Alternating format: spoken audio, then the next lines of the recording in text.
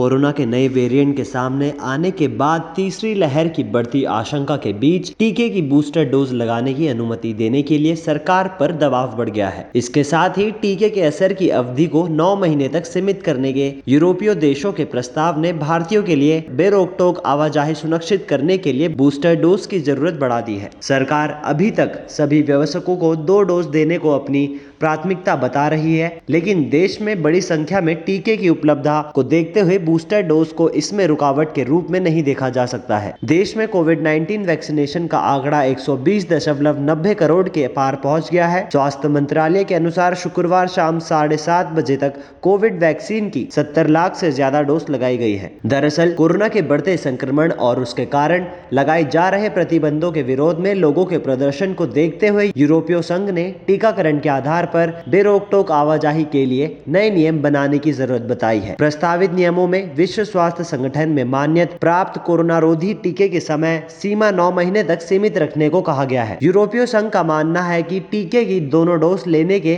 9 महीने बाद किसी व्यक्ति के शरीर में कोरोना वायरस के खिलाफ प्रतिरोधक क्षमता खत्म हो जाती है, यानी उसके बाद वह फिर से संक्रमित होकर नए सिरे से संक्रमण फैलाने के कारण बन सकता है। जाहिर है कि 9 महीने की समय सीमा तय होने के कारण मार्च तक दोनों डोज लेने वाले दिसंबर के बाद यूरोपीय देशों की यात्रा नहीं कर पाएंगे। इसी तरह अप्रैल तक दोनों डोज लेने वालों पर जनवरी के बाद और मई तक दोनों डोज लेने वालों पर फरवरी के बाद यूरोप में बेरोक-टोक यात्रा पर प्रतिबंध लगाए जाएंगे और धीरे धीरे ऐसे लोगों की संख्या बढ़ती चली जाएगी। वैसे भी ऐसे लोगों की संख्या ज्यादा है जिन्होंने दोनों डोज लगे 6 से 7 माह का वक्त हो चुका है। यूरोपीय संघ के नए प्रस्ताव पर केंद्रीय स्वास्थ्य मंत्रालय के अधिकारी साफ साफ कुछ भी कहने से बचते रहे हैं। उनका कहना था कि टीकाकरण का फैसला एंटागी लेता है। एंटागी यदि बूस्टर डोज की अनुशंसा करता है तो सरकार उस पर विचार कर सकती है। अगले हफ्ते बूस्टर डोज और बच्चों के टीकाकरण को लेकर एंटागी की बैठक प्रस्तावित है, लेकिन बताया जा रहा है कि उसमें सिर्फ गंभीर बीमारी से ग्रस्त व्यवसायों